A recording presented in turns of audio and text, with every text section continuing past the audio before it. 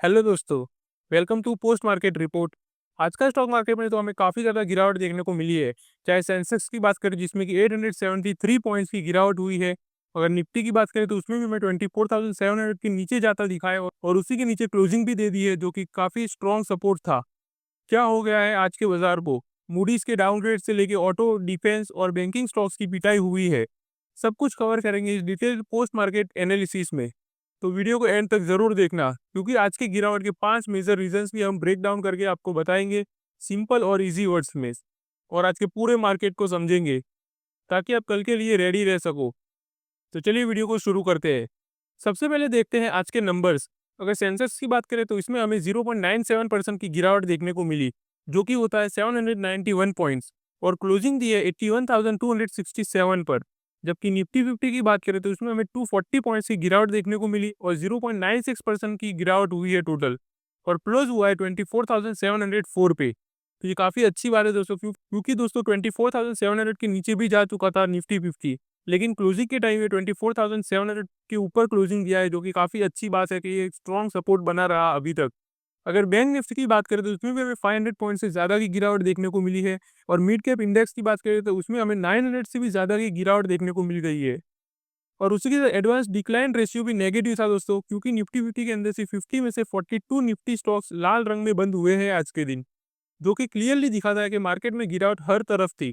चाहे ऑटो हो, फाइनेंशियल हो, डिफेंस हो, सभी स्टॉक्स पीटे हैं। तो चलिए अब हम बात करते हैं 5 ऐसे रीजन की जिसकी वजह से आज मार्केट में हमें गिरावट देखने को मिली है। सबसे पहला है, मूडीज ने यूएसए की क्रेडिट रेटिंग को डाउनग्रेड कर दिया है।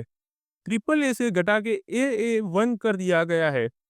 इसका मतलब है कि उनका कर्ज बढ़ता जा रहा है और रीपेमेंट में भी रिस्क बढ़ रहा है। इस डाउनग्रेड के बाद दोस्तों यूएस के बॉन्ड यील्ड्स तेजी से बढ़ गए। जैसे 30 ईयर्स ट्रेजरी यील्ड 5.03% तक पहुंच गया, जो नवंबर 2023 के बाद हाईएस्ट है। जब ऐसा होता है तो ग्लोबल लिक्विडिटी टाइट हो जाती है, और इसका डायरेक्ट इम्पैक्ट इमर्जिंग मार्केट जैसे इंडिया पे पड़ता है। ये तो हुआ दोस्तों एक रीजन। अब दूसरे रीजन की अगर हम बात करें तो वो है एफआईआईएस की तरफ से। जी हाँ दोस्तों, कल के दिन यानी कि 19 मई को उन्होंने 526 करोड़ की सेलिंग की थी, और साथ ही डीआईएस भी नेट सेलर्स ही रहे थे विद 238 करोड़ सेलिंग। यानी दोनों डोमेस्टिक और फॉरेन इंस्टीट्यूशन ने एक साथ निकालना शुरू कर दिया है अपना पैसा। ईयर टू डेट देखें तो एफआईआईएस ने लगभग 1.09 लाख करोड़ की सेलिंग की है इंडियन मार्केट में। वहीं डीआईएस ने रुपीज 2.3 लाख करोड़ की बाइंग की थी। लेकिन अगर दोनों एक साथ निकालने लगे तो मार्केट का क्यूशन भी कम हो जाता है। अब तीसरा रीजन है दोस्तों, प्रॉफिट बुकिंग। जी हाँ, पिछले कुछ दिनों में मार्केट ने तगड़ी रैली दिखाई थी। सेंसेक्स और निफ्टी दोनों ने ऑपरेशन सिंदूर के बाद 4% तक की जबरदस्त तेजी दिखाई थी। 9 ट्रेडिंग सेशन में ही दोस्तों 27 लाख करोड़ का मार्केट कैप आ गया था इंडियन मार्केट में। तो जब भी वैल्यूएशन हाई हो जाता है, इन्वेस्टर्स नेचुरली प्रॉफिट बुक करते ही है, और वही आज भी देखने को मिला है।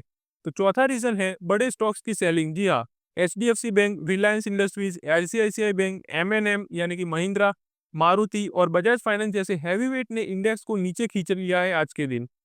और जोमेटो, जो कि अब इटरनल के नाम से जाना जाता है, उसका शेयर लगभग 4% तक गिरा है, क्योंकि अब वो Indian own and control company बन रहे हैं, यानी कि आईओसीसी, जिसका मतलब है फॉरेन ओनरशिप लिमिट के पास आ गया है इनका। जेफरीज ने बोला है कि अगर फॉरेन होल्डिंग 46.5% से ज़्यादा हो गई तो एमएससीआई इंडेक्स से निकाल भी सकते हैं। अभी की डेटा के हिसाब से 44.8% फॉरेन होल्डिंग है, लेकिन ये और बढ़ाने की संभावना भी है। तो चलिए हम बात कर लेते हैं टेक्निकल चार्ट्स की दोस्तों। निफ्टी चार्ट्स में हमें ओवरबॉट सिग्नल्स मिल रहे थे। कल के सेशन में इनसाइड बार और बेयरिश कैंडल्स बनी थी, जो मार्केट इनडिसीजन दिखाता है। आज 25,000 लेवल का क्रॉस नहीं कर पाया निफ्टी, और उसी के साथ मार्केट ने 24,900 और 24,800 का स्ट्रॉन्ग सपोर्ट भी तोड़ दिया। ये सिग्नल्स ट्रेडर्स के लिए काफ़ी नेगेटिव है दोस्तों। अब अगर हम सेक्टर वाइज स्पेसिफिक इम्पैक्ट की बात करें तो ऑटो सेक्टर में सबसे ज़्यादा पीटे हैं मारुति, टाटा मोटर्स, एमएनएम, सब नीचे गए हैं। हाई वैल्यूएशन और मिक्स डिमांड आउटलुक ने सेंटीमेंट को हर्ट करा है इसमें। अगर डिफेंस स्टॉक्स की बात करें तो उसमें भी हमें 2% से 8% तक की गिरावट देखने को मिली है। पिछली रैली के बाद प्रॉफिट बुकिंग आई है और नए ट्रिगर्स भी अभी तक नहीं दिख रहे। और साथ ही जाइडस लाइफ ने लो यूएस सेल्स रिपोर्ट किया। पावर ग्रिड के नंबर्स भी वीक रहे। गुजरात गैस में इंडस्ट्रियल स्लोडाउन भी दिख रहा है। और एक ब्राइट स्पॉट था कि एचडी मीडिया, जिसमें 20% तक का जंप हुआ स्ट्रॉन्ग Q4 रिजल्ट की वजह से, और हिंडल को भी अच्छा परफॉर्म कर गया Q4 रिजल्ट्स के बाद। तो दोस्तों इन्हीं सब चीज़ों ने आज मार्केट का मूड बिगाड़ा है। ग्लोबल ट्रिगर्स, एफआईआईस का सेलिंग मूड और टेक्निकल वीकनेस सब मिलकर प्रेशर बनाते दिख रहे हैं मार्केट पर। फिलहाल ट्रेडर्स को थोड़ा कॉशियस रहना चाहिए और स्ट्रॉन्ग सपोर्ट जोन के ब्रेक होने पर रिस्क मैनेजमेंट में भी फोकस करना चाहिए। इन्वेस्टमेंट के लिए ये करेक्शन एक अपॉर्चुनिटी भी हो सकती है, लेकिन स्टॉक स्पेसिफिक अप्रोच रखना जरूरी है। कल का सेशन भी इंपॉर्टेंट होगा। देखेंगे कि क्या मार्केट अपनी सपोर्ट जोन रिकवर करता है या पैनिक और बढ़ता है। और अगर डेली प्री मार्केट रिपोर्ट भी देखना चाहते हैं तो चैनल को सब्सक्राइब कर लेना, क्योंकि हम डेली 7 बजे सुबह प्री मार्केट रिपोर्ट भी शेयर करते हैं। तो उम्मीद करता हूँ दोस्तों आपको ये पोस्ट मार्केट रिपोर्ट एनालिसिस पसंद आया होगा। और ऐसी informative daily pre market and post market report videos के लिए चैनल को सब्सक्राइब करके रख लेना। तो चलिए मिलते हैं अगली वीडियो में, तब तक के लिए हैप्पी इन्वेस्टिंग।